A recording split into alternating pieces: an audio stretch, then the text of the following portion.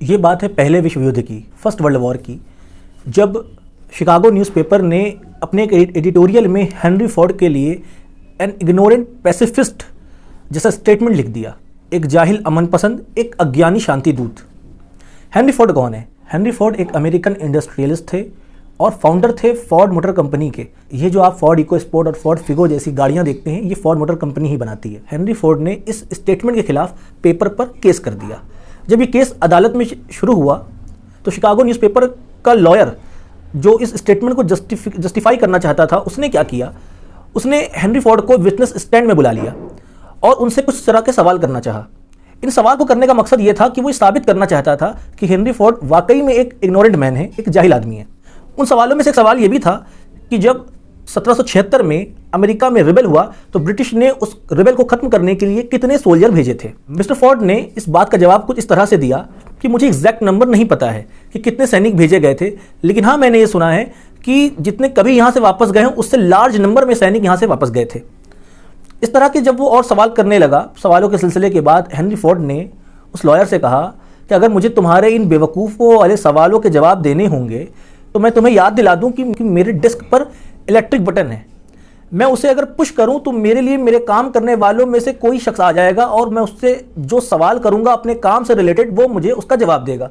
तो तुम मुझे बताओ मैं इस जनरल नॉलेज को अपने दिमाग में क्यों भरूं? नेपोलियन हिल ने अपनी किताब थिंक एंड ग्रो रिच में ये स्टोरी लिखी है और नेपोलियन हिल ने यह भी कहा कि ये जो जवाब था ये एक गुड लॉजिक रिप्लाई था, एक अच्छा लॉजिक से भरपूर जवाब था। और बताया कि इस जवाब के बाद जो लॉयर था उसके पास कोई जवाब नहीं था और कोर्ट रूम में बैठे हुए सभी लोगों को यह पता चल गया कि ये जवाब किसी जाहिल आदमी का जवाब नहीं है, बल्कि मैन ऑफ एजुकेशन का रिप्लाई है, पढ़े लिखे आदमी का जवाब है। नेपोलियन हिल ने यह भी बताया है कि हेनरी फोर्ड की जो लाइफ टाइम में स्कूलिंग रही है वो सिर्फ 6th ग्रेड तक रही है, सिर्फ 6ठे दर्जे तक रही है। तो आखिर ये मैन ऑफ एजुकेशन कैसे हो गए? तो अब एक क्वेश्चन बनता है, व्हाट इज एजुकेशन? आखिर एजुकेशन क्या है, उसका सही माना क्या है? देखिए सवाल बहुत ज़रूरी है।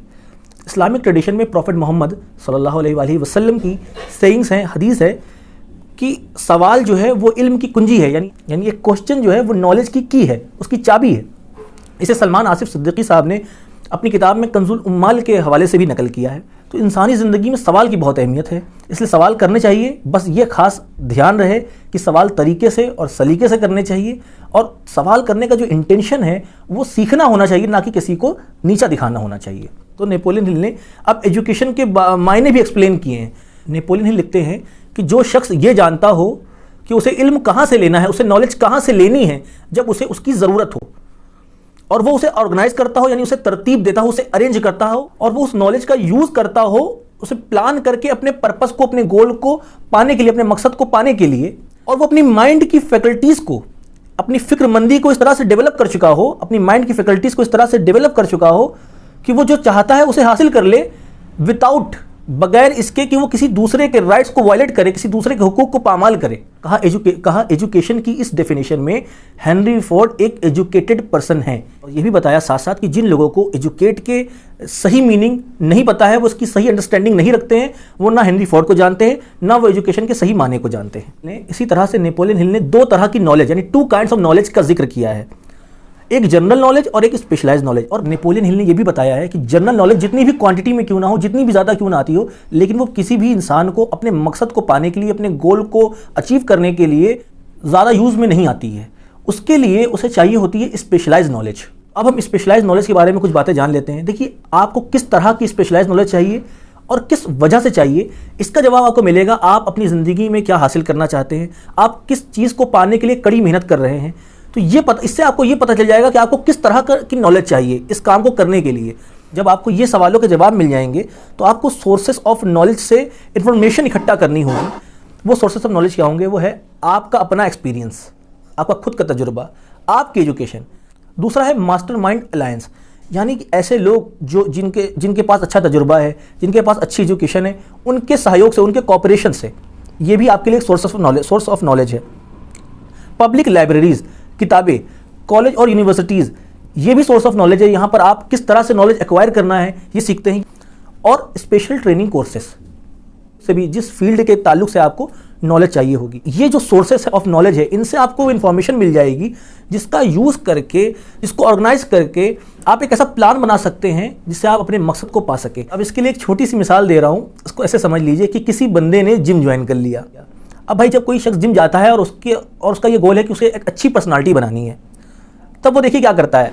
अगर आपकी किसी ऐसे शख्स से मुलाकात हुई हो तो आप ज़रूर देखेंगे कि वो उसको डाइट का इल्म होता है, उसे पता होता है कि कितनी डाइट लेनी है, कब लेनी है और क्या क्या लेना है। सॉलिड डाइट, लिक्विड डाइट और बहुत सारा और दूसरी चीज़ें होती हैं। तो क्या होता है ना, देखिए आप, उसने ये सारी इन्फॉर्मेशन इकट्ठा कर ली होती है। अब वो इसे ऑर्गेनाइज करता है कि कब इस्तेमाल करना है, कितना इस्तेमाल करना है, क्यों इस्तेमाल करना है। सब चीज़ों की वजह से क्या होता है, जब वो इसको प्लान करके इसको एक्शन में ले आता है, इसको अमल करता है, इस पर इसका यूज़ करता है, तब देखिए वो जब जिम करता है तो फिर उसकी बॉडी अच्छी हो जाती है। और अगर कोई अच्छी बॉडी बनाना चाहे लेकिन भाई सिर्फ जिम चला जाए और इसके बारे में, डाइट के बारे में बिल्कुल पता ना करे, तो क्या होगा भाई, वो सिर्फ जिम ही कर रहा होगा, उसके बाकी कुछ भी उसको फायदा नहीं होने वाला है। ठीक है, क्योंकि हम सब जानते हैं कि 30% अगर एक्सरसाइज हो तो 70% काम डाइट का ज़रूर होता है। इसी तरह ज़िंदगी की दूसरी चीज़ें भी हैं कि आपको जिस फील्ड में भी जाना है, आपको उसके बारे में सारी इन्फॉर्मेशन इकट्ठी करनी होगी। और मैंने उसके आपको वो सोर्सेज बता दिए हैं कि आप ये काम कैसे कर सकते हैं। ये नेपोलियन हिल ने अपनी किताब में बताए थे। इमाम गजाली का जो एक स्कॉलर है, उनका एक कोट, एक कॉल भी है, वो ये है कि जो नॉलेज है वो विदाउट एक्शन वो फजूल है, और जो एक्शन है विदाउट नॉलेज वो हिमाकत है, फुलिशनेस है। अगर आपको मेरा ये वीडियो अच्छा लगा हो तो आप कमेंट सेक्शन में बताएं और मेरे वीडियो को शेयर करें, मेरे चैनल एडुमॉड्स को सब्सक्राइब करें।